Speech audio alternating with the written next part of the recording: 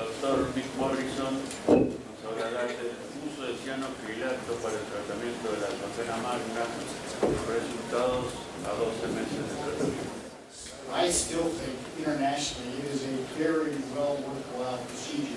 It's inexpensive to deliver, the results are good, and I don't think it should be just dismissed out of hand. Having said that, there are some newer things that are coming along called the non-tumescent, non-thermal ablation procedures, which are going to probably even displace thermal ablation as it comes up. That's a beautiful place up in northern Arizona called Antelope Canyon. So I'm ready to talk about the VenaSeal closure system, RF versus V-closure, Cyner and Accolade. These are supposed to be the 12-month, but we analyzed the 24-month data, so that's what I will present today is the 24-month data. That's my disclosure site, and that's the place up in northern Arizona, Sedona, Arizona. Never been there to put that on your list. It's spectacular. So the V-close study is essentially designed to compare RF versus Cyner and Accolade. Demonstration of safety and efficacy in a comparative model. This was a multi-center randomized controlled trial demonstrating non-inferiority of Cyner and Accolade versus RF procedures. We enrolled 242 patients total in 10 sites in the U.S. The follow-up was at 3 days and then 1, 3, 6, 12 months, and it will be at 5 years. The 3-year data is being analyzed as we speak. Primary outcome was complete closure of the vein at the 3-month interval after ablation. Complete closure was defined as any segment less than 5 centimeters at patency. Secondary endpoints were intraoperative pain evaluation and ecchymosis at day 3.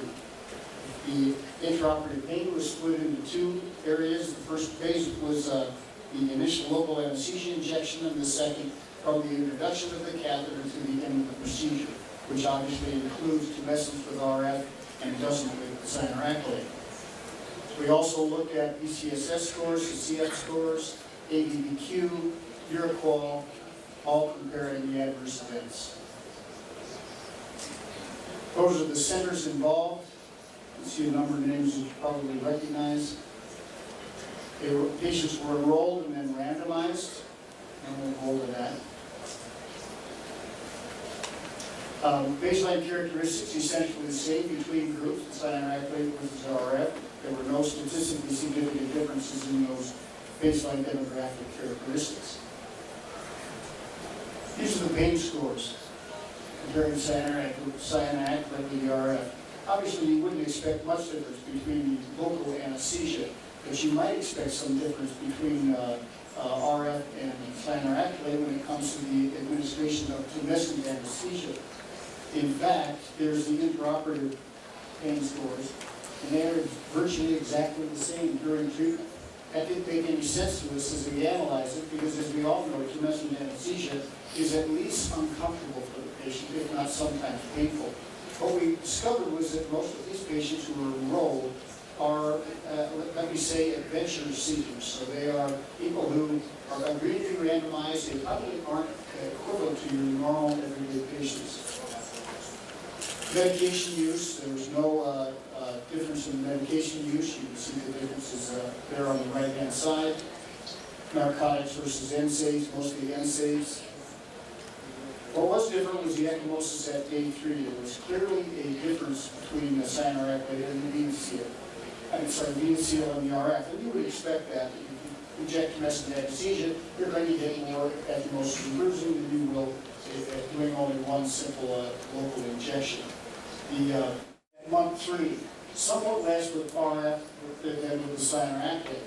I will say, however, as we all know, thermal ablation takes longer to be permanent than it does to put glue in. So you are dependent to a certain extent on thrombosis and thermal ablation early on, and then as the scarring occurs because of the heat damage to the vein wall, that vein essentially closes down. So I'm not surprised that there was a difference between these two. It wasn't statistically significant, but there was a difference. Now, there are the 24 months. Virtually the same, so just simply no difference between RF and VenaSeal, but as we know, it's a more comfortable procedure, although we didn't demonstrate that in looking at the intraoperative page scores, but it clearly is, as we do more of these, clearly is more comfortable for the patient. PCSS scores were identical out 24 months, as were the ABBQ scores and the Urquell scores. And this is the CF status over time. Both improved, essentially the same. And the adverse events between 12 months and 24 months, there were a few, but not very many. They were mostly things like erythema, anal leg, shin splints. So this is an FDA trial, so we had to include absolutely every complication that occurred. If somebody developed a breast cancer during the follow-up period, that had to be included, even though it was clearly not related. So in summary, 24 months, the VenaSeal reported 94%, which demonstrates non-inferiority to RFA. All of the patient-reported outcome and physician-reported outcome measures were identical. Adverse events were extremely low between that 12-month and the 24-month period. And the VenaSeal, therefore, is a safe and reliable, non-thermal, non-tumescent option for patients, demonstrating strong, consistent, and durable results at 24 months. Again, let me invite you to the World Congress meeting in Melbourne, Australia. And thank you.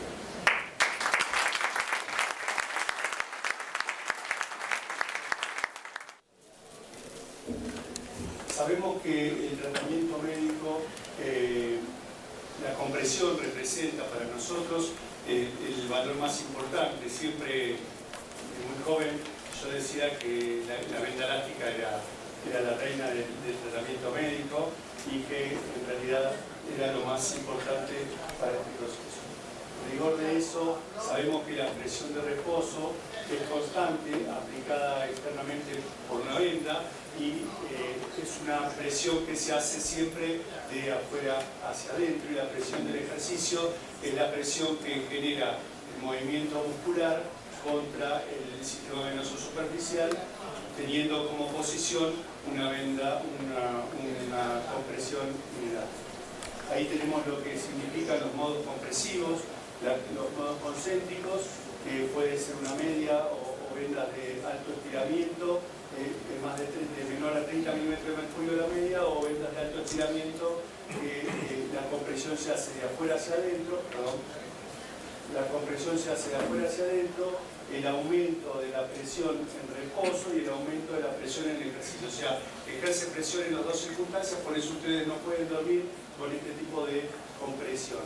La contentiva es aquella que tiene vendas de bajo estiramiento, como son los vendajes multicapa, o las vendas de corto, o las medias de corto estiramiento, que son mayores a 30 milímetros de mercurio, de adentro hacia afuera, con una presión de reposo muy baja, y la presión se hace en el ejercicio. Esto tiene que ver porque cuando se hace movimiento muscular, como es contentivo, es cuando se ejerce la mayor presión sobre el tejido, y cuando el paciente está en reposo, como es contentivo, no comprime las estructuras más profundas. Por eso no produce dolor en el reposo. Y los excéntricos, que son para apoyar una mayor presión en los segmentos que queremos, como en el área del hipodermatoesclerosis. Entonces, sabemos los efectos de la compresión, que reduce los reflujos, acelera la velocidad del flujo, disminuye el volumen residual, ¿sí? Aumenta la eficacia de la bomba de impulso aspirativa, aumenta la absorción de linfa, acelera el drenaje linfático y mejora la microcirculación, por lo que muchas veces mejora el área del hipodermatoesclerosis. En relación a los signos y síntomas, reduce el edema, alivia el dolor, disminuye la inflamación, la profilaxis como profilaxis de TDP, mejora la lipodermatoesclerosis, como mencionábamos anteriormente. Por eso es que nosotros la elegimos. ¿Qué elegimos de todo esto? Para nosotros esto no existe más, no usamos compresiones de vendas de alto estiramiento, preferimos los vendajes multicapa o las medias de compresión para el postoperatorio.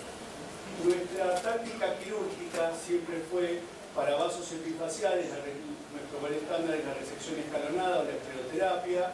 Para los vasos intrafaciales, o sea, los troncos afenos o algunas accesorias en su segmento proximal.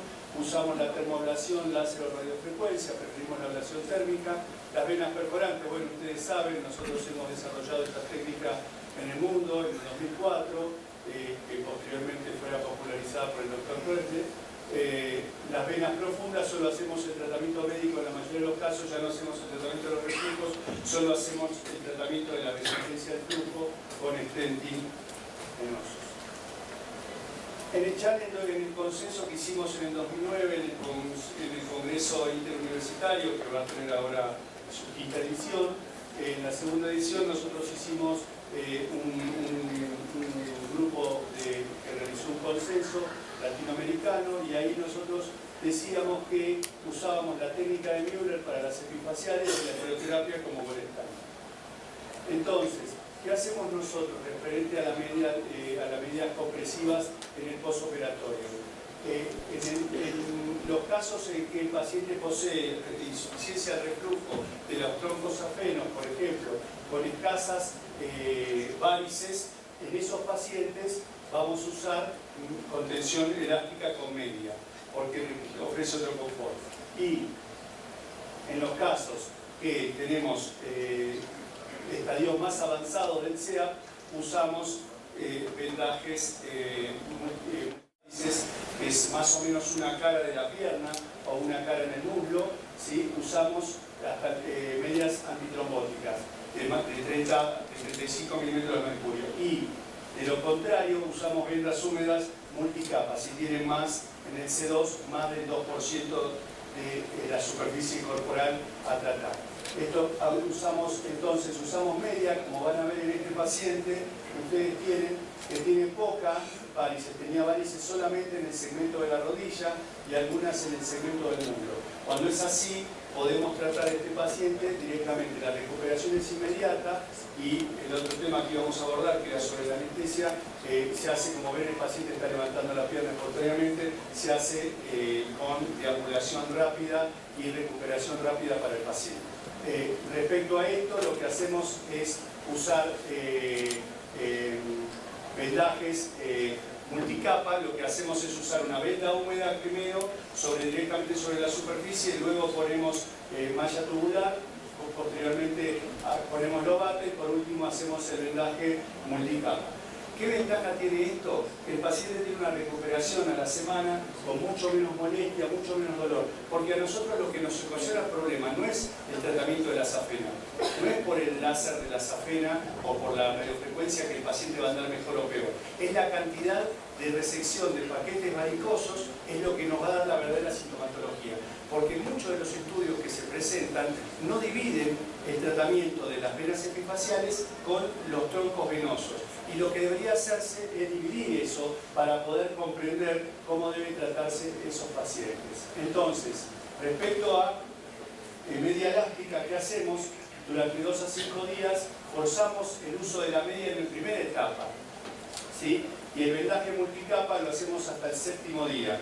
Y el resultado postoperatorio en cuanto a dolor es mucho mejor. Usamos el score de severidad clínica, usamos el C del CEAP y el BCCS para ver todos los parámetros postoperatorios. Concluimos diciendo, tengamos presente en esto, Pittaluga decía, bueno, ahora lo vamos a ver, compresión es mejor que la no compresión según el estudio, ¿sí? Hecha. Y presiones menores a 20 milímetros de mercurio es igual a no compresión, como decía el doctor Pittaluga. Cuando el doctor Pittaluga comparó en el postoperatorio esta técnica, la comparó con medias de no muy alta presión. Esto hace que no le puso un verdadero oponente a la no compresión. Por eso es que los resultados que obtuvo fueron similares.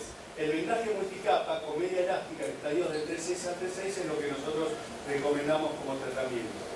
Y este es un trabajo, lo quería traer porque todavía no tenemos los resultados, pero el trabajo preliminar con datos de revisión debería hacerse multicéntrico para poder tener más datos por la elevada dispersión de datos que tenemos. El estadio clínico determina la compresión a realizar. Medias antitrombóticas ofrecen mayor confort, como dijimos antes, pero solo para los estadios bajos es donde encontramos que tienen el mismo nivel de eficacia que en los estadios altos. Y el vendaje multicapa con vendas húmedas ofrece mayor cobertura para los estadios avanzados del SEA. En pocas palabras, si nosotros usamos mucha compresión, vamos a tener menos hematoma, menos resultados, menos efectos adversos sobre los pacientes en el postoperatorio, que es lo que estamos viendo. Muchas gracias.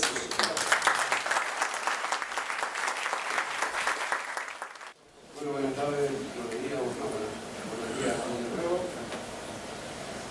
Escleroterapia de la vena safena menor, ecoguiada.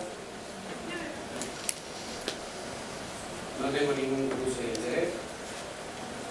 La escleroterapia siempre fue considerada como una técnica, si podemos llamarlo, accesoria.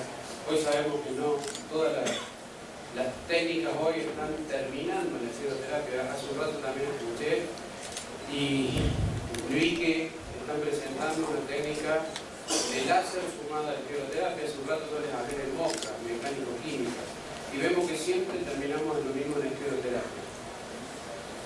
Siempre digo, o trato de decir inclusive en los cursos, que la única técnica que realmente es dinámica es la escleroterapia. Y la patología venosa es una patología dinámica. Los pacientes para la escleroterapia de venas safena externa deben ser examinados en posición de pie, se le palman todos los trayectos varicosas, son de suma importancia, pueden ser dependientes de venas safena magna o venas safena pequeña. El paciente debe ser examinado de frente y de atrás por las conexiones intersafénicas.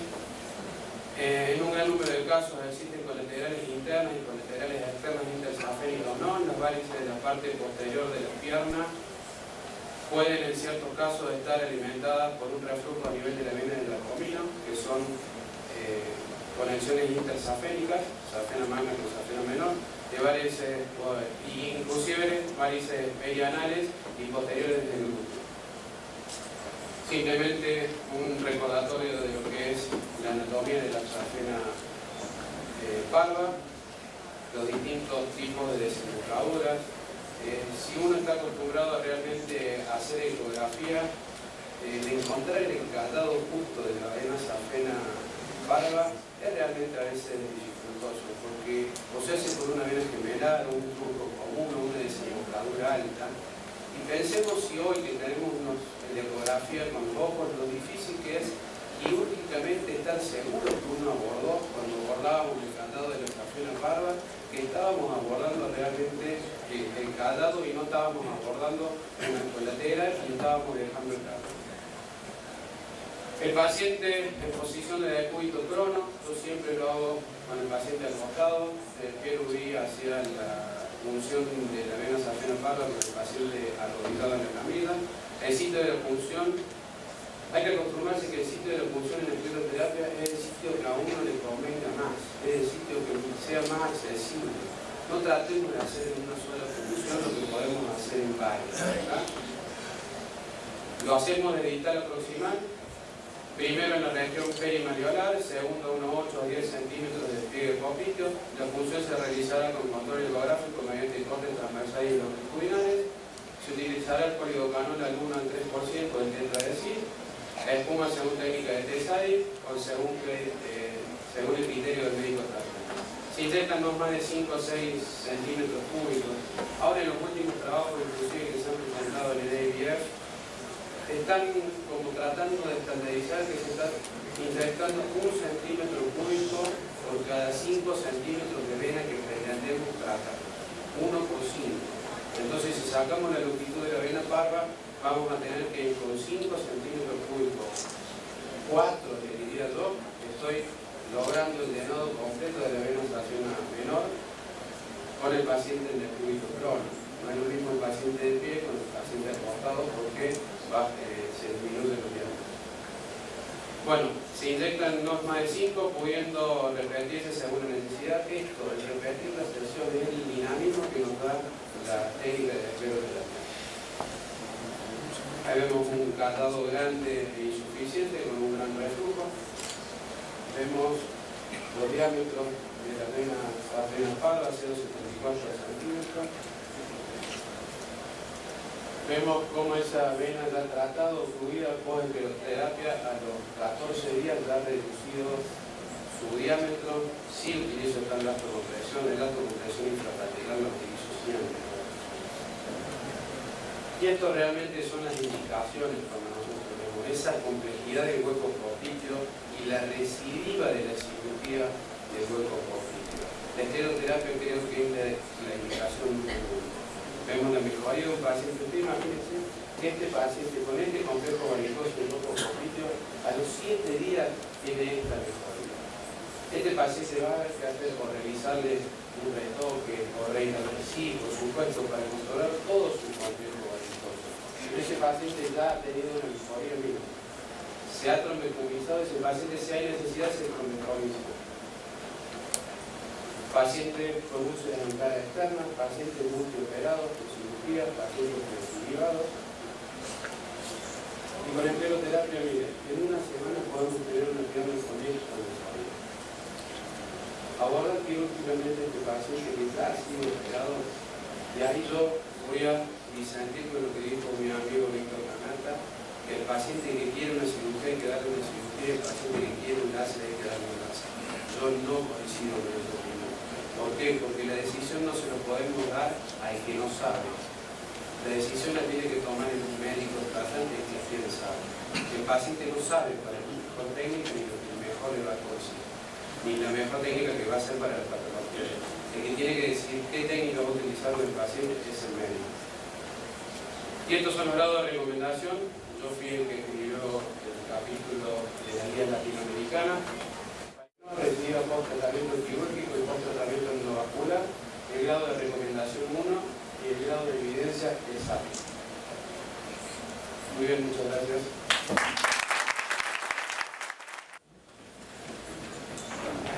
Muchísimas gracias por la invitación al Comité Ejecutivo.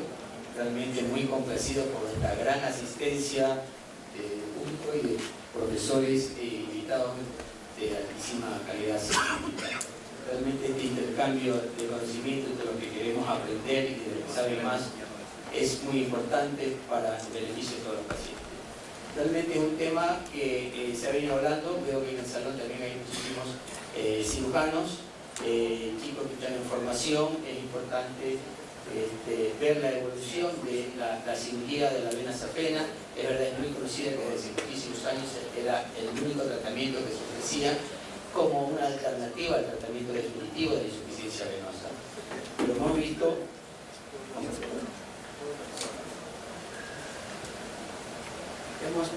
bueno, ya es conocido por todos un poco de la historia que se ha venido hablando de las diferentes técnicas que se hicieron en el pasado.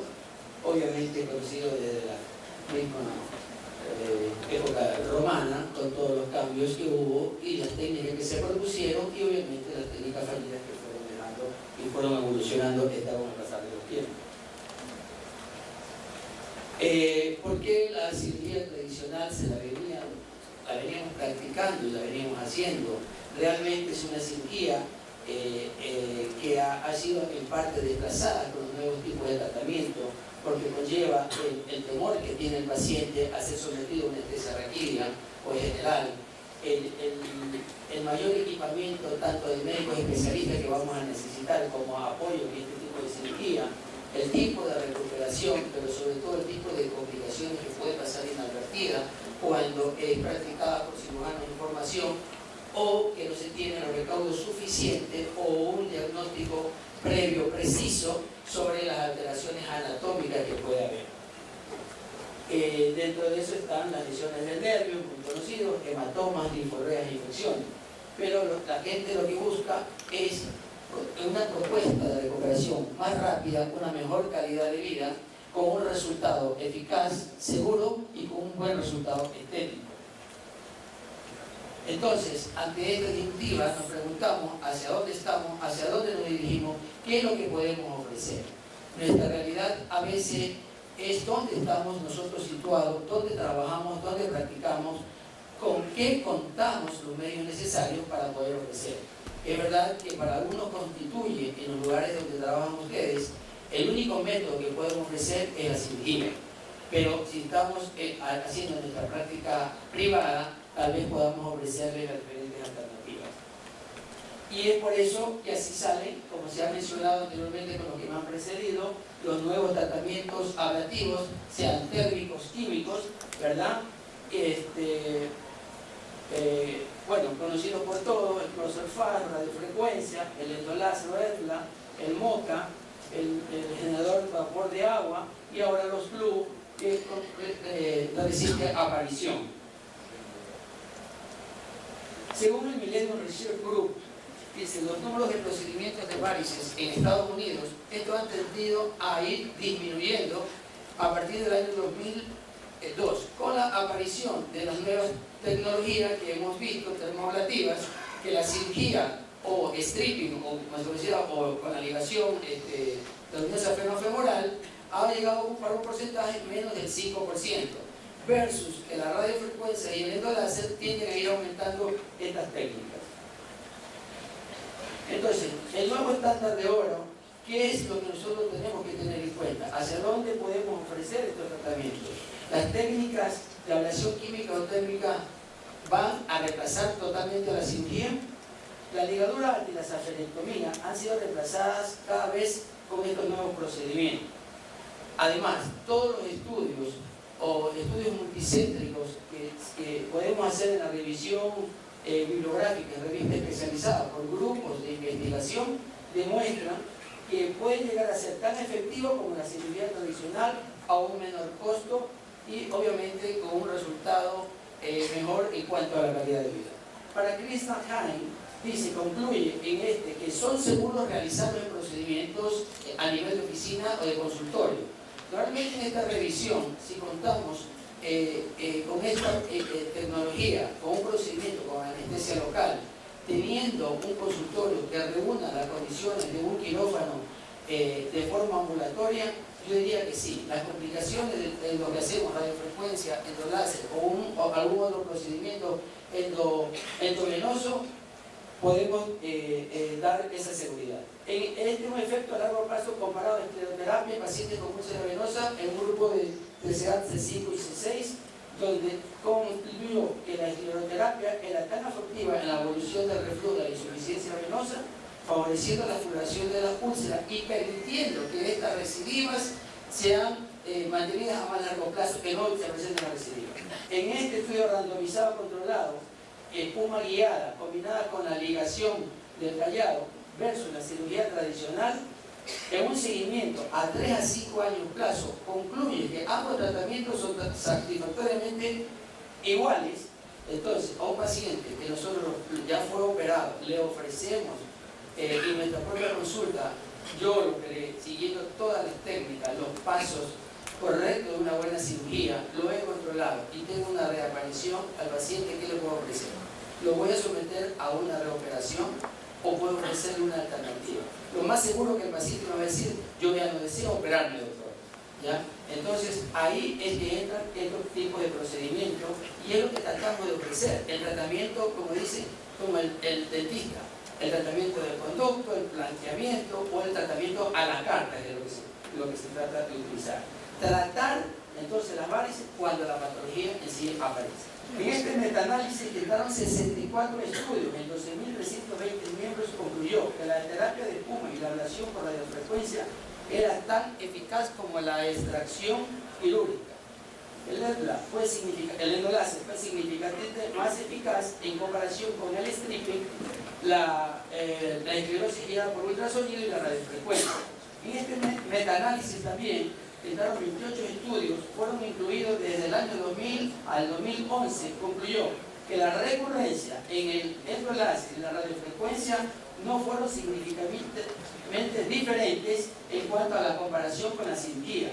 Sin embargo, el ETLA y la radiofrecuencia tienen una menor tasa de hematoma, infección y dolor, con rápidos retornos a sus actividades laborales. En este estudio que se analiza la cirugía versus los diferentes tipos de alternativas, ¿verdad? Vemos 500 pacientes sometidos a endoláser, a Proserfar y a esclerosis FOAM, ¿verdad? Versus la ligación y stripping. Vemos que estos pacientes en la recuperación económica por pérdidas de trabajo, a pesar de los costos por procedimiento termoablativos sean mayores, salvo la salvedad del FOAM, que era menor, en el costo de recuperación era mayor con la cirugía. Bueno, esto es lo que ya sabemos que podemos esperar de los procedimientos termoablativos: menor día cardiovascular, menor calidad de vida, costo efectivo. ¿Qué es lo que yo le puedo ofrecer al paciente? Realmente a un paciente que a veces no tiene un seguro médico privado, una prepaga, o no tiene las condiciones que le pueda resolver su problema de insuficiencia venosa con el método que yo pueda elegir y sea el más seguro o lo domine. Por lo tanto, lo que se quiere ofrecer y dejar en claro que el flebólogo hoy por hoy, con todos estos nuevos bagajes de conocimientos que estamos adquiriendo, de nueva tecnología, la cirugía se la debe considerar como una cirugía híbrida, tratar de combinar y ofrecer procedimientos de acuerdo al cuadro que se presente. Hablaríamos que la sartenectomía ya tiende a desaparecer. En paz descanse la sartenectomía, es mi pregunta. En este caso, este paciente, lástima, por la pantalla no se puede observar. En Mónaco, en la última reunión de la UIP, se aprobó para que nosotros seamos como en estos cursos, no solamente a nivel de médicos, sino a nivel de otros equipos de profesionales o a nivel de la población, hacer hincapié de la importancia que hay de la prevención de esta enfermedad. El primer tema que tenemos es nuevamente en Corea, el profesor Doyle Kim, que nos va a hablar de cómo maneja malformaciones congénitas vasculares, y paso el micrófono al presidente de mesa, el doctor Indiado. Profesor Kim, adelante, por favor. This time, I will talk about the surgical tips for congenital vascular malformation. This is a picture of Samsung Medical Center located in Seoul, Korea. As you know, where the congenital vascular malformation has long been recognized, but it is still a challenging issue for us, especially for vascular surgeons. Like other countries, only a small number of physicians are interested in genital vascular malformation in Korea also. Actually, our Samsung Medical Center has the biggest congenital vascular malformation clinic in Korea. Currently, about 2,700 patients were enrolled in our clinic. Among these patients, 53% were classified as venous malformation, and 18% were classified as arteriovenous malformation. Because I have only 10 minutes for this session, I will show you the most challenging surgical cases which I treated. Last year, after Seoul UIP Congress, this young gentleman visited my clinic, complaining of intermittent breathing. Sometimes it's a huge breathing. That's the breathing from the elbow skin defect. This is arteriovenous malformation patient. Also, he complains dyspnea. The dyspnea was a result from the congestive heart failure related with huge arteriovenous malformation. Here you can see the coil within the humerus and radius. In fact, 10 years ago, we inserted these coils into the bone marrow to control the bone arteriovenous malformation. And in CT angiogram taken this time, it's a very complex type arteriovenous malformation. It is very difficult to explain the detailed things. Can I see the movie? Okay, this is a CT angiogram taken at that time. This is an axillary artery, and there is a huge dilated vein. It's an arterialized vein. And here, this is a brachial artery, and in elbow area, the brachial artery has about 11 centimeter diameter aneurysmal change here. Go continue. And the skin bleeding was from the arterialized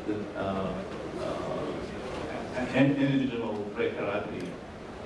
Our vascular malformation team discussed how to treat this arteriovenous malformation patient, and we concluded this region could not be treated by any kinds of sclerotherapy or embolization. So only the way to save his life from ruptured brachial artery was arm amputation. But as we can imagine, if bleeding occurred from the arterialized vein during the surgery, it is very difficult to control the bleeding. But on the contrary, if we do not amputate his arm, he will be died from rupture of huge-sized brachial artery. So finally, we decided to amputate his arm for saving his life. As shown in this slide here, first I designed the skin incision just outside of the skin mark of arterialized vein, and carefully dissected the arterialized vein not to make a ruptured bleeding. Finally, I could control the proximal axillary artery and successfully dissected the arterialized vein without any ruptured bleeding. Third thing is to minimize bleeding. Proximal arterial control, such as ballooning, might be helpful. If you control the bleeding proximal artery, the pulsation of direct vein disappears, and you can dissect the arterial vein more safely. Life-threatening condition associated with venous malformation is very rare. The left side of the picture is taken at 10 years old. 8 years later, when she was 18 years old, here you can see the big mass. Fortunately, thanks to God, as you can see in this right side, the mass was gone at the time. Now the patient could return to normal life currently. This is the surgical tips for muscle-involved VM, not a normal user VM. Tips for the muscle-involved venous malformation. How can you manage this patient? In my experience, to reduce the volume is important to this type of patient. So I did excisional surgery, so-called Homan's operation, and I have been done this type of surgery more than 100 cases during the last 20 years. And here you can see the preoperative picture, and this is a post-operative picture. Y vamos a hablar sobre el edema. Todos sabemos que la principal causa del edema es la insuficiencia venosa crónica, que se presenta alteraciones características de la hipertensión venosa, como son varices, coronavirtásica, va a saturar el intersticio y como consecuencia va a llevar a la úlcera, ¿verdad? Pero aquí en el vaso linfático, recuerden que los capilares linfáticos están en el intersticio, se saturan. Entonces realmente la mayoría de nuestros pacientes que vemos con úlcera venosa no es propiamente un flevedema, puede ser un flebolinfedema, porque no tomamos en cuenta el vaso linfático que existe en los capilares arteriovenosos. Recordemos que es un sistema semiabierto y únicamente funciona a base de compuertas que se abren con la respiración y la de las arterias cercanas, o por la kinesiología y con el movimiento del paciente. Entonces hay que recordar que una úlcera no siempre nos produce flevedema, sino puede ser flebolinfedema. Vamos a ver más adelante. El médico dedicado a la medicina del deporte para la patología neuromuscular diseñó lo que ahora se conoce como los kinesiotapes. Sabemos que dentro de la flebología actual no solamente existen las terapias que ya sabemos, como la flebotomía, el láser, la esteroterapia, todo eso sabemos. Nos podemos dar un soporte muy bueno, muy activo sobre la kinesioterapia. Sabemos todos de antemano que al paciente debemos de mandarlo a caminar para ayudar al funcionamiento del retorno venoso. Sabemos que la bomba muscular de la pantorrilla y los gastrocnemiales son la fuente principal del retorno de la circulación venosa. Entonces un paciente que lo mandamos a caminar le va a ayudar mucho. Sin embargo, encontramos muchas veces pacientes con una inadecuada masa muscular, con deficiencia o con su mismo dolor o inactividad no lo hace. Entonces, actualmente, esta técnica de kinesiotape estamos utilizando tanto para el tratamiento del linfedema como para el tratamiento del flevedema. A nivel internacional, esta técnica se le conoce como kinesioterapia. Las características del tape son muy simples: es 100% de fibra de algodón, no contiene látex, es 100% adhesivo, tiene un efecto neumático en la adherencia a la piel, La lesión en los capilares de la piel favorece el drenaje linfático y la aplicación del camisol superficial en dirección a los vasos linfáticos que hacia las cuencas linfáticas ayudan al funcionamiento de los linfangiones y drenando los ganglios linfáticos. Se limpia la piel, que esté libre de grasas o cremas o aceites, lavado de las manos del terapeuta.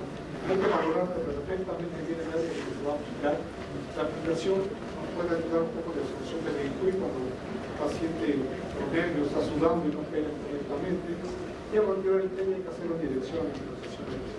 Generalmente de preferencia durante el baño, y se recomienda retirarlo de 2 o 3 semanas. Se puede bañar con los pies colocados, y la tensión que se coloca para el problema de flevedema puede ir desde 0 hasta el 25-50% de tensión en las áreas de evitar aplicar en la piel sensible sobre las observaciones, así como la antecedente de alergia a algunos medicamentos.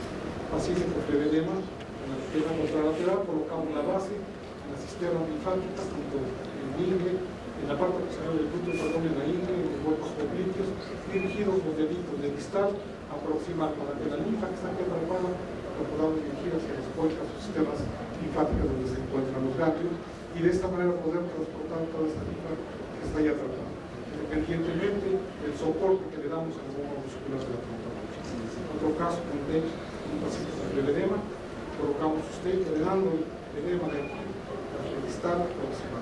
De esta manera podemos tener una herramienta más para ayudar a nuestros pacientes.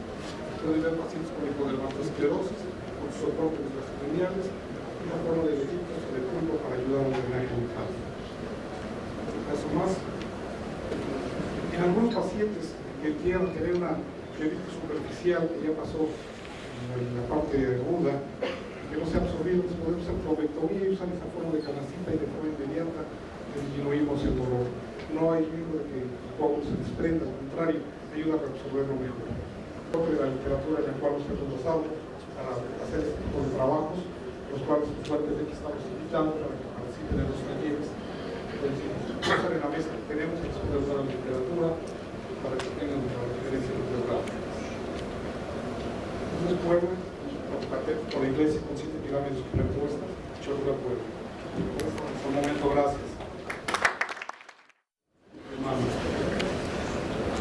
Agradecer a la mesa.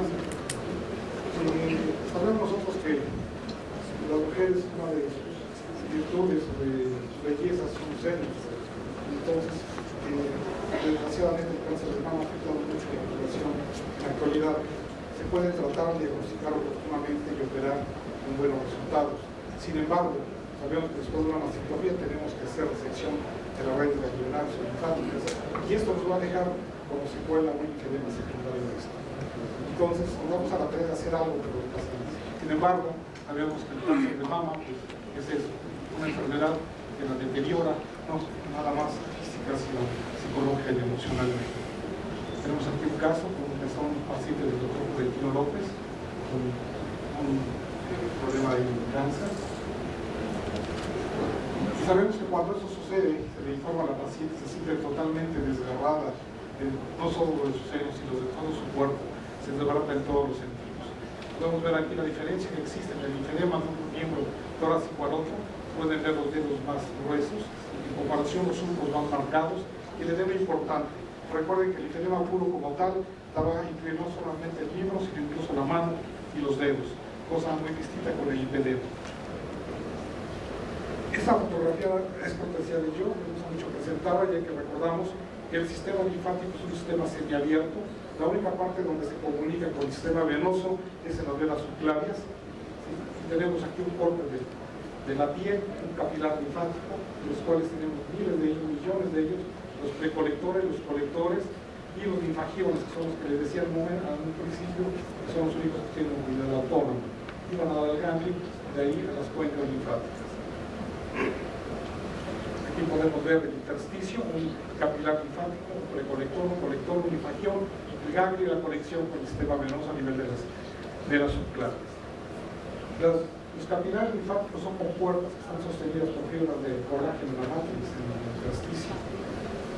Hay que recordar en este caso los órganos más importantes son las axilas, la cisterna de Becker, el gran conducto torácico, el cuello, la parte anterior y la parte posterior, la parte media y baja de la espalda y la parte posterior del cuello. Entonces, cuando tenemos un problema de linfedema, tenemos que mandar toda esa linfa hacia las cisternas linfáticas que están sanas. Si en una cirugía ya existe una resección de estos ganglios, tenemos que mandar la linfa de este miembro hacia las cisternas linfáticas que están sanas, clavículas, axila, cisterna de Pecke. ¿Cómo lo vamos a hacer? Con drenaje linfático manual. Pero cuando por distancia, por tiempo, o por economía del paciente no se puede hacer, entonces tenemos que recurrir a otras maniobras. Primero, el drenaje linfático. Debe de ser suave, no de esta manera. Pero es un drenaje moderado, suave. No debe de lastimar, no debe dejar moretones. Tampoco es con final feliz. Muy placentero, pero sin final feliz. Se hace con la punta de los dedos, varias maniobras, las cuales más adelante vamos a platicar, con las cuales vamos a mandar la linfa del distal al proximal. La técnica definitivamente que usa siempre, clavículas, cuello, axilas, sistema de Pecke, cosas ilíacas, ingles, flexión del codo, huecos poquitos. Y después mandamos la linfa del miembro afectado hacia las cisternas que están sanas, con el drenaje linfático. Pero en muchas ocasiones, cuando no tenemos el recurso, pues recurrimos al drenaje multicapa, que son varias venas en el brazo. Eso es excelente, pero el paciente hay que entrenarlo para hacerlo. No toda la vida puede ir al consultorio que se lo ponga el doctor o el asistente entrenado. Entonces eso también muchas veces se vuelve incómodo para nuestros pacientes. Utilizamos en el kit para el brazo toda esta cantidad de material para hacer el drenaje multicapa linfático. Tenemos que mandarlo a hacer ejercicio de tal manera que pueda mover sus brazos para ejercitar los músculos y ayudar también al drenaje linfático. Recuerden que también el diafragma funciona como una bomba de respiración y de empuje para la circulación, también les ayuda mucho si el paciente respira de mejor manera. Aquí pueden ver hacia la fosa renal, hacia la contralateral del miembro afectado, hacia las cisternas linfáticas sanas. La paciente vimos anteriormente con el linfedema.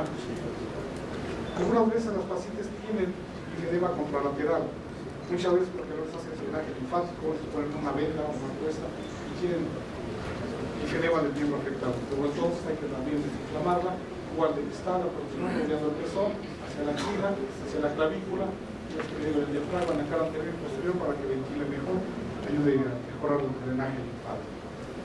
Esta es la paciente de la doctora Siliquiza, que desgraciadamente no nos pudo acompañar hoy, así que nos pueden ver la cantidad de textos que se colocan en alemán. Con la intención de mandar la linfa del miembro afectado hacia las cisternas linfáticas sanas. Que con el movimiento, con la kinesiología, empieza a activar el flujo linfático hacia las cisternas sanas que tiene la paciente. Luego entonces no tiene nada, únicamente su función mecánica. Por levantamiento y estiramiento va haciendo que los capilares linfáticos trabajen, que los linfagiones se activen y ayudamos a drenar. Pero realmente no tiene absolutamente nada dentro de él, no tiene ningún medicamento. Únicamente es mecánico y va a ayudar al funcionamiento linfático. Es la literatura para haber hecho esta plática, donde puede consultar todo. Y pues gracias por su paciencia, y esto es cada vez una herramienta que los cirujanos pueden hacer uso de ella. Y siempre la ciudad de México.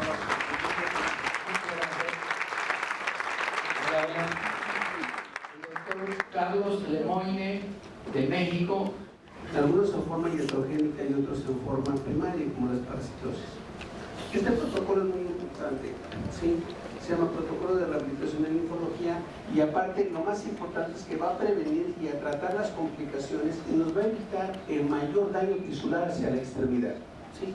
Es el estándar de oro en la terapia, y aquí solamente vamos a ver las 4 herramientas claves dentro de este protocolo, que sería el drenaje linfático manual, los ejercicios linfokinéticos y los sistemas de compresión de una manera sutil. Este es el protocolo completo de la terapia descompresiva, en el cual incluye las 4 herramientas básicas, pero aparte debemos de tener una serie de normas de prevención o tratamiento que les acaba de mencionar el doctor Baruch, los esquemas terapéuticos que son importantes, el cuidado de piel y faneras, algunos apartados fisiátricos que nos vamos a entrar ahorita, las indicaciones, contraindicaciones y precauciones, que es muy importante conocer. No todos los pacientes son tributarios dependiendo de la fase de la enfermedad. En primer lugar, el drenaje linfático manual, todo el mundo lo sabemos, que es la piedra angular del tratamiento del linfedema. ¿Cuál es el objetivo del drenaje linfático? Incrementa la entrada de macromoléculas al espacio linfático. Estimula la función de linfangión para activar la linfa en todo el sistema hemorreológico linfático, aumenta el flujo de las corrientes derivativas, que las vamos a conocer, aumenta el flujo del plexo linfático subdérmico y tiene un efecto muy importante a nivel neurovegetativo en cuanto a los fenómenos de relajación y de contracción linfática y neuromuscular. Estos son los efectos del drenaje linfático. Tiene un efecto drenante, un efecto neurovegetativo, efecto a nivel muscular y estimula mucho los fenómenos inmunológicos y de autodefensa. La segunda herramienta es la presurizadoterapia en secuencia. Como mencionó el doctor, es muy importante la linfopresa. Una de las finalidades de los ejercicios miolinfokinéticos es la rehabilitación articular y osteomuscular de nuestro paciente. Debemos de recordar la unidad anatomo-funcional linfática, es la linfación, ¿verdad? Fisiológicamente tiene tres fases: una fase de llenado inicial, una fase de llenado final y una contracción refleja. Es un poquito complejo meternos a estudiar ahorita esta fase, ¿verdad? Pero bueno, los ejercicios miolinfokinéticos van a favorecer esto, la fisiología de las fuerzas centrípetas, ¿sí? Sabemos que las linfacciones se van a contraer a una frecuencia de 6 a 12 veces por minuto. Es un segmento comprendido entre dos válvulas de los conductos precolectores, ¿sí? Y van a estar favorecidos por la contracción musculoesquelética, por los movimientos respiratorios y por las pulsaciones arteriales. Aquí vemos las imágenes, también de igual manera. 3 minutos, doctor. Sí, doctor. Y finalmente los ejercicios miolinfokinéticos se tienen que efectuar en cualquier paciente que tiene problemas de linfedema. Siempre se debe de realizar con un vendaje multicapa. Se realizan de 2 o 3 veces a la semana, ¿verdad? Y siempre tienen que ser en 3 posiciones: bipedestación, posición sedente y en el cúbito supino.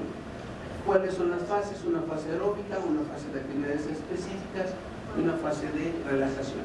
Las fases de la terapia descompresiva son 2, la fase intensiva y la fase de mantenimiento. Sí, en la fase intensiva son, ¿cuál es el objetivo? Reducir el volumen, la fibrosis, sensación de pesadez y la tensión del linfedema, mejorar las condiciones cutáneas.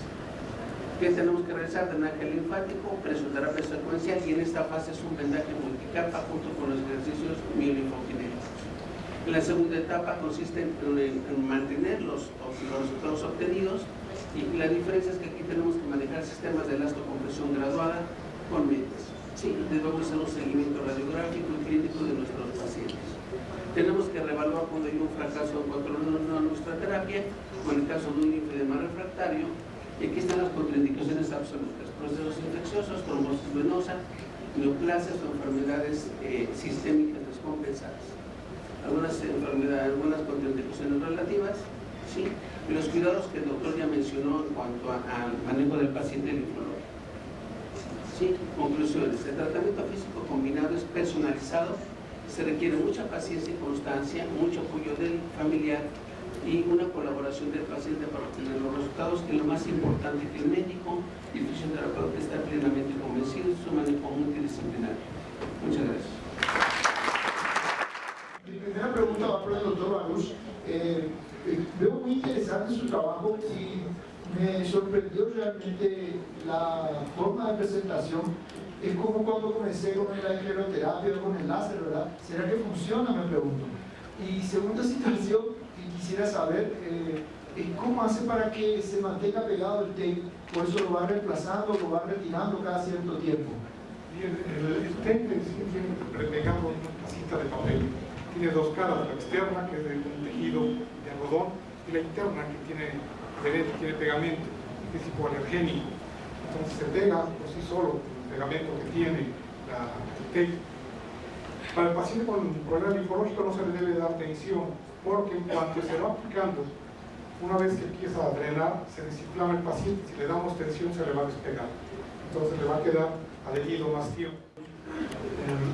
La experiencia que tienen con linfedema tardío por mastectomía, cuando la mastectomía radical estándar, hemos visto linfedemas hasta 12 o 15 años después, pero ahora con las técnicas de ganglio centinela, en donde apenas estamos llegando a esos 12 o 15 años de seguimiento de los pacientes, muchas veces a los cirujanos se nos pierde el seguimiento de este paciente porque él tiene otra especialidad, ¿no?, en el seguimiento. Pero ¿qué tanto linfedema se ve en el paciente sometido a un cambio sentinela? No entendí bien al doctor Etiago qué hace con la safena. ¿Podría explicar?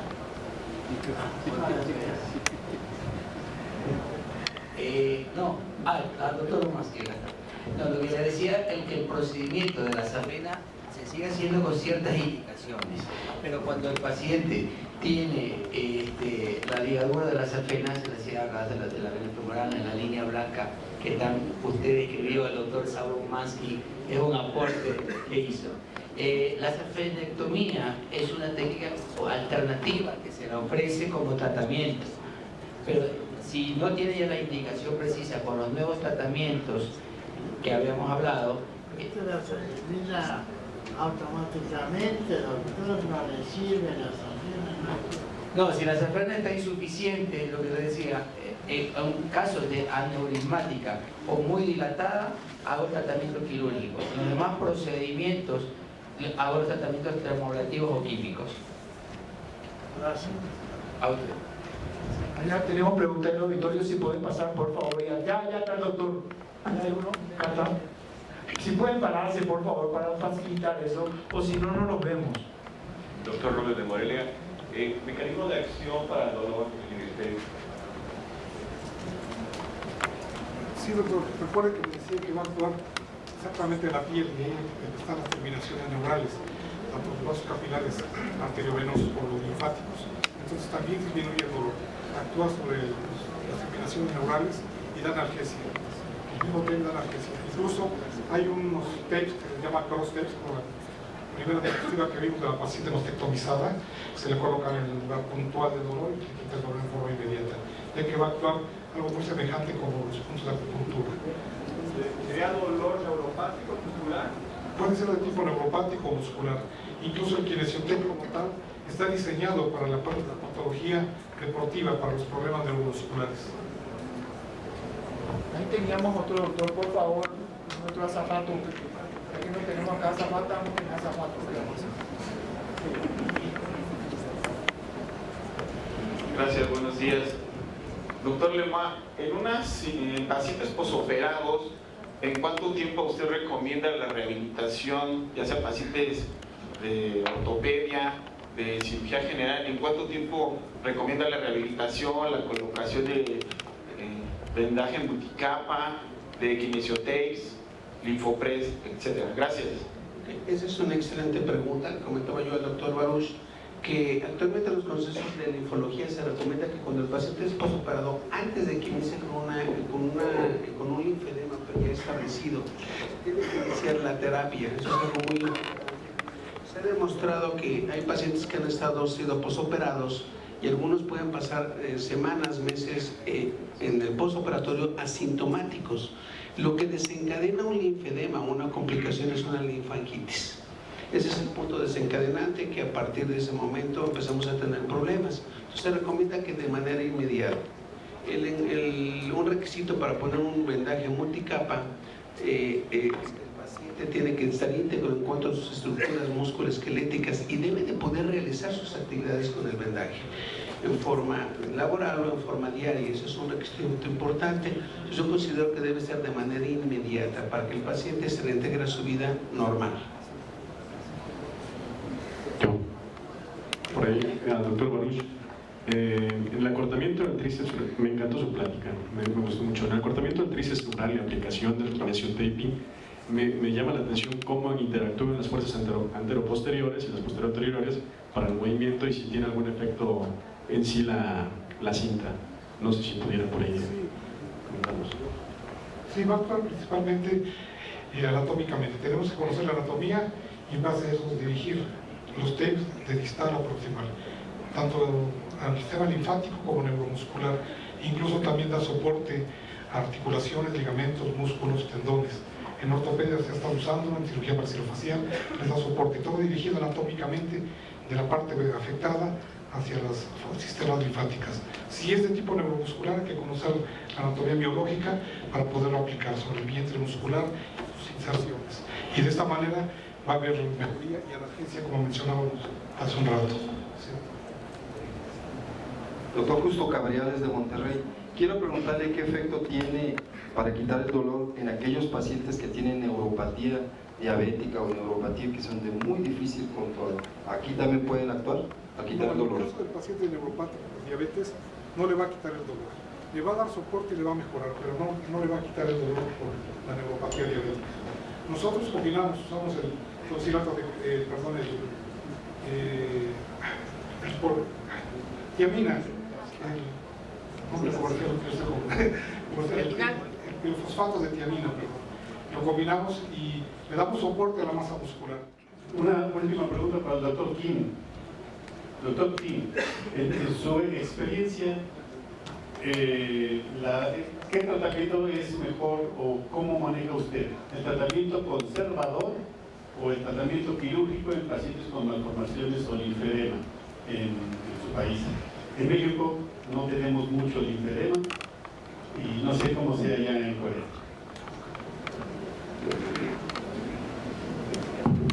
Thank you for important question.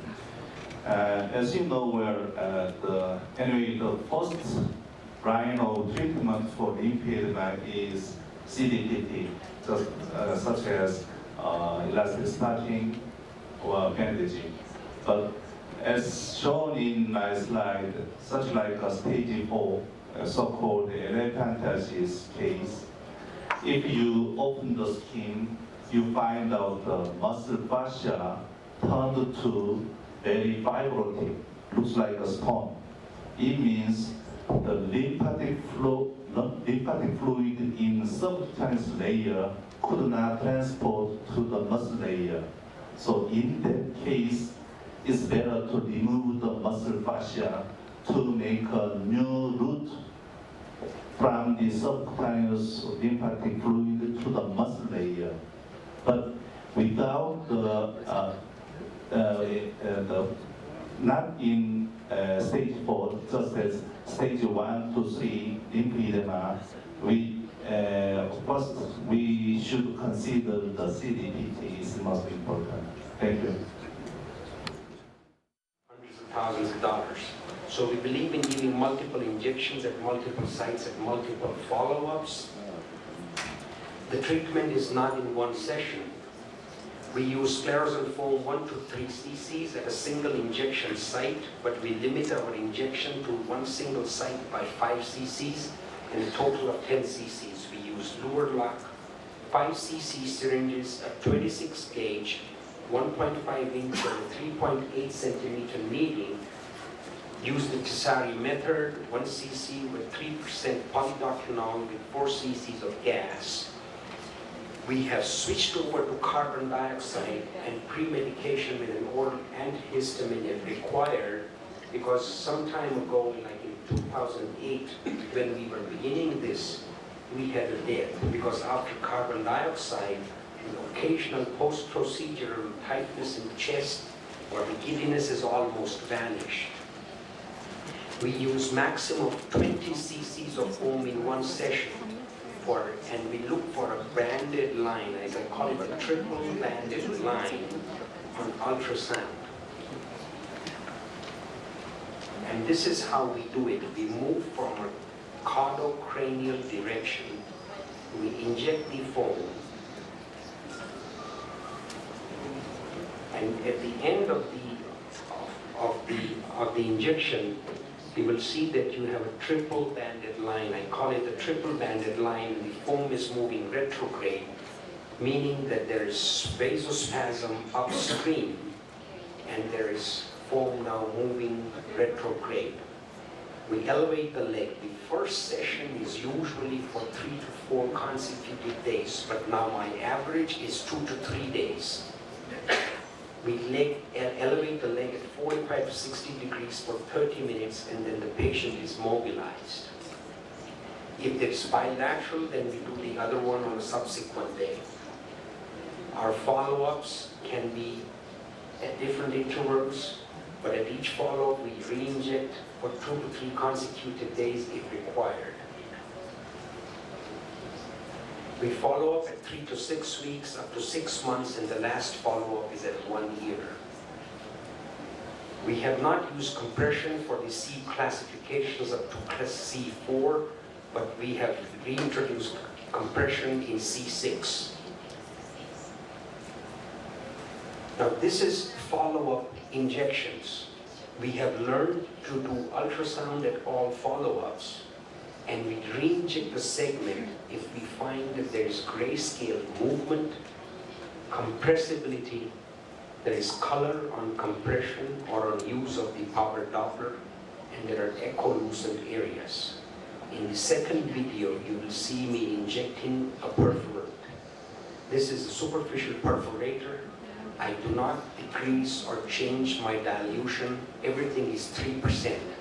And recently, we have started using 3% sodium tetradecyl sulfate if we can source it from a very reliable source.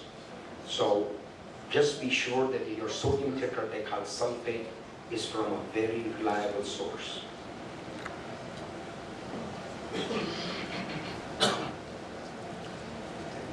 More videos of this. These are injected segments. Remember that these have been injected before, so the thick wall vein will appear, and you could see this, the foam move retrograde.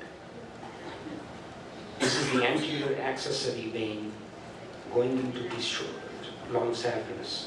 These are echolucent areas with grayscale movement, and then I introduce the needle in there. This is just underneath the skin. Again, trying to find out if I can inject. I have to probe it a little bit sometimes, move my needle to and fro, sideways sometimes, and it moves. This is more echolucent areas, some foam coming in from above, from below. So you can see the grayscale movement of the foam particles that have come from below. And then my needle goes into that echolucent area with grayscale movement.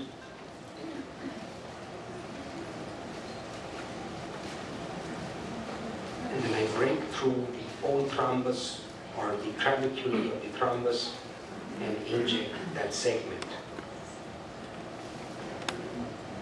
That's my segments that have been injected before. So I am trying to find out if these require re-injections. And the 4 criteria that I use are listed below.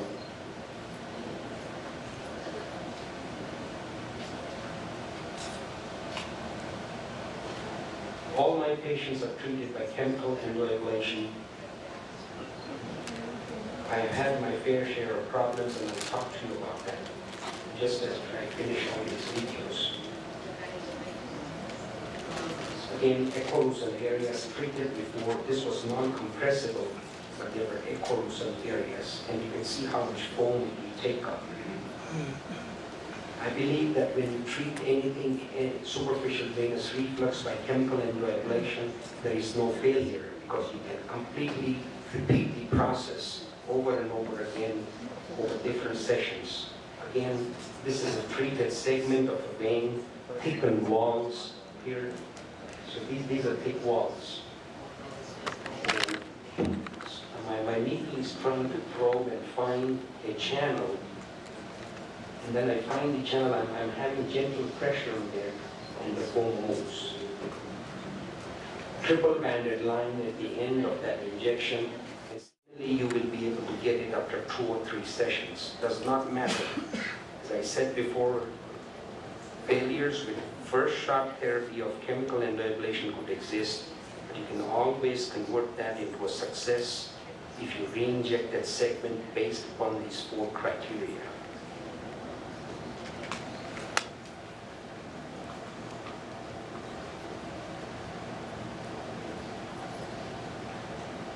See, the foam's trying to take some time before it breaks through the trabeculation of the old thrombus or the old sclerus, as we call it. And this is again a treated segment in the second video. And I'm trying to get into the translucent area. I've gotten into the translucent area. Probably the foam is not traveling. I'm moving my needle back and forth or sideways a little bit, in and out, till I get to that segment. Yeah, there it is. There you can see the foam traveling all the way.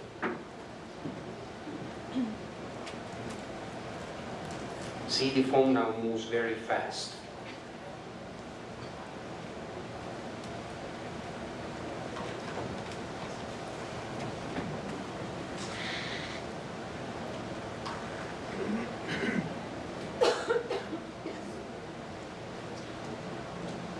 Again, more segments showing grayscale movement. Trying to inject that. Another segment here that has been treated, the anterior axis of the vein. So we have learned to kill any vein around an ulcer, and that is how we do it. We have learned not to inject through lipodermatosclerotic skin for about 10 to 15 days, or we wait for a little bit longer, or now we inject retrograde from good skin towards the bad skin. And waiting improves quality of the sclerotic skin. Everyone differs in treating the same problem. There comes a time when there's trying to standardize a method, and probably the way people are doing this across the world, there's a consensus developing on how to treat superficial venous reflux with chemical endoablation. The simplicity of this method is the best part of this treatment. It can be used in impoverished areas or remote areas because ultrasound is all that you need. You can't change the tides, but you can learn to swim. Thank you for listening to me this afternoon. Thank you.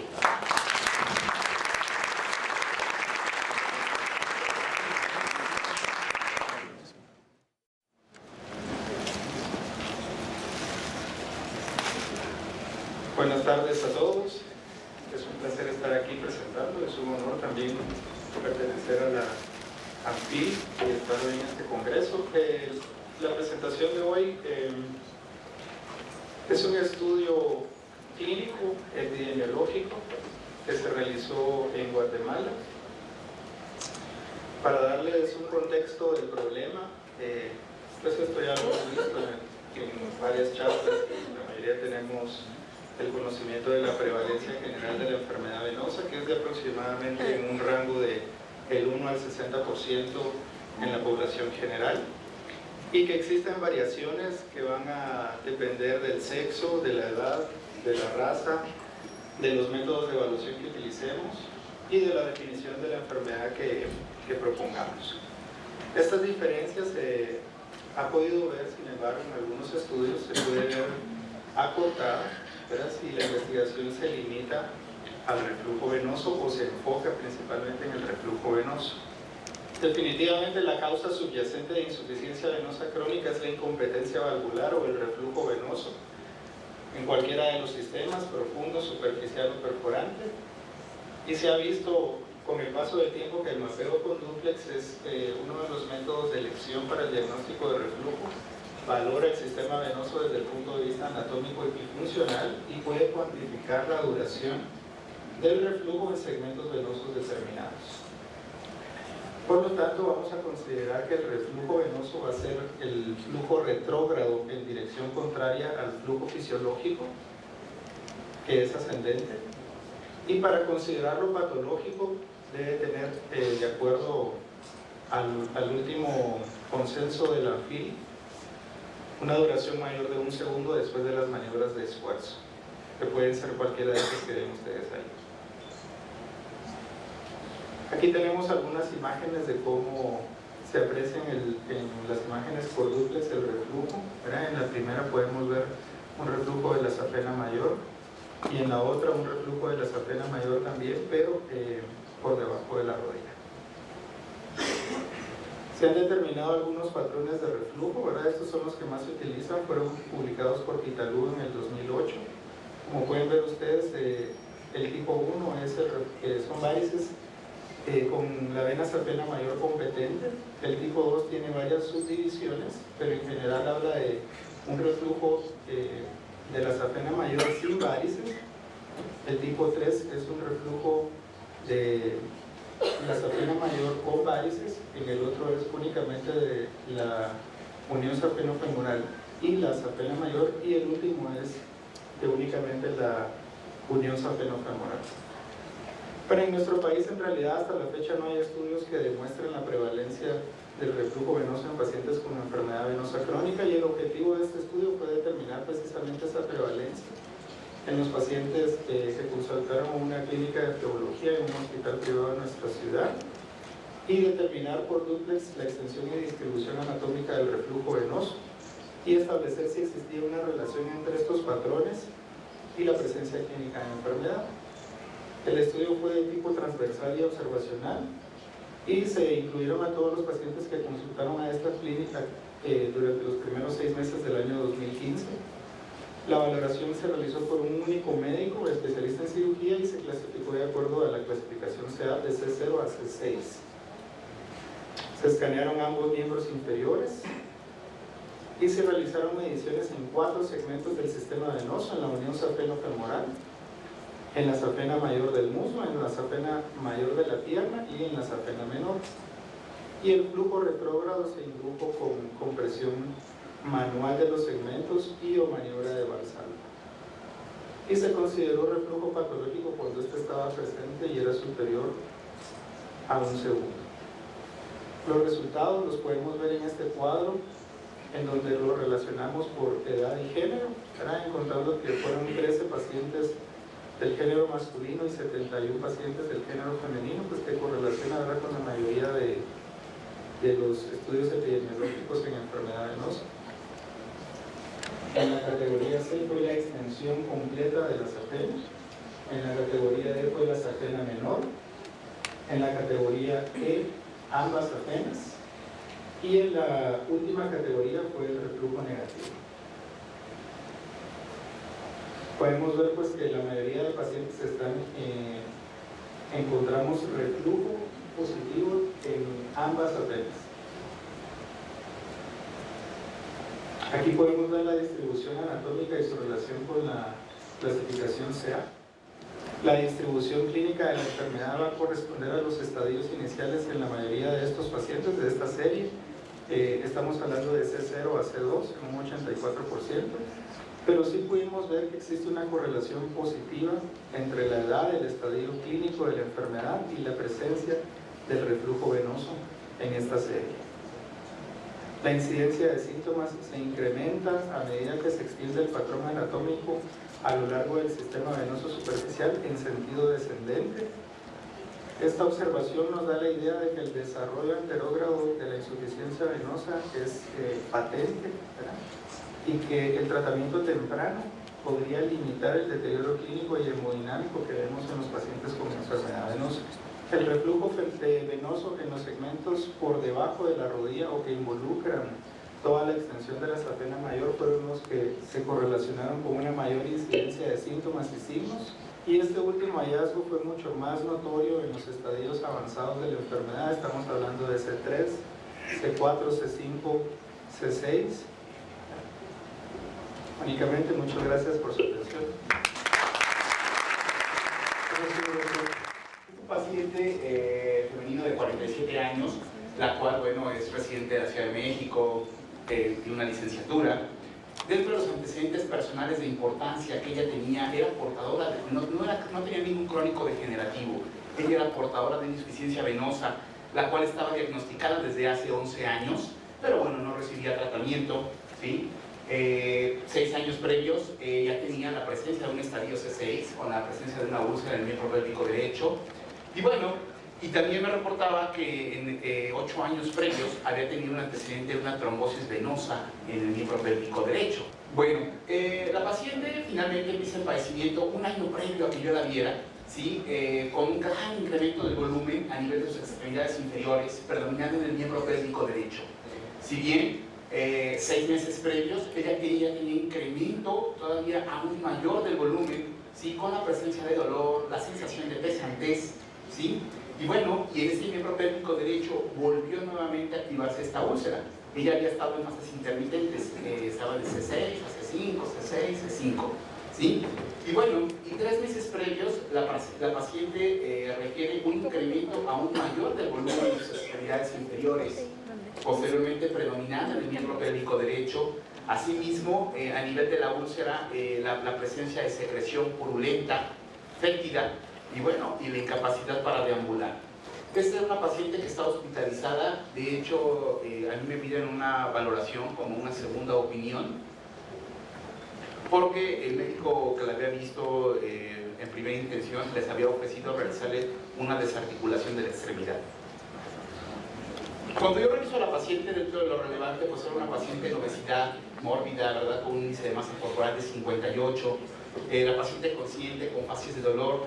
Cabe recalcar que la paciente se encontraba bajo un trastorno depresivo mayor, ¿sí? Y bueno, cuando yo la reviso las extremidades, bueno, están íntegras, pero con un gran aumento de volumen, una asimetría en perimetrías predominando en el miembro pélvico derecho, linfedema bilateral, característico aquí el signo de Stemmer positivo. Y bueno, en el miembro pélvico derecho encuentro unas perimetrías de 103 centímetros a nivel del muslo, 97 a nivel suprarrotuliano, perdón, a nivel de la región gastrocnemia en la pierna, y 53 en el tobillo. El paciente estuvo hospitalizada durante 9 días, se dio guiado con el antibiograma, se manejó con clindamicina, moxifloxacino, agregamos lo que fue su diosmina esperidina, su lodexida, y bueno, se anticoaguló con enoxaparina. Y durante su estancia intrahospitalaria se hicieron únicamente 3 aseos mecánicos y deviación del tejido necrótico. Y algo muy importante, desde el primer día que yo la vi, le iniciamos su terapia elastocompresiva, ¿sí? Inicialmente fue tricapa, posteriormente ya quedó como bicapa, y bueno, utilizando lo que era vendas elásticas, vendas elastomedi, y ya después seguimos con vendas de coumarina. Si bien lo que empezamos a ver fue cómo empezó a descender, ¿de acuerdo?, el edema, ¿de acuerdo?, y el plebe linfedema que tenía la paciente, ¿sí? Esto fue a las 48 horas. Vean, en el caso de la extremidad izquierda ya teníamos un descenso importante, una respuesta ante el plebe linfedema que presentaba la paciente, y bueno, y también en la extremidad derecha también la paciente comenzaba a mejorar. De hecho, se nos permitía ver mejor los tejidos. Siempre algo muy importante, la paciente fue manejada y el principio primordial de la elastocompresión. Para el 6º día ya la paciente iba mejorando.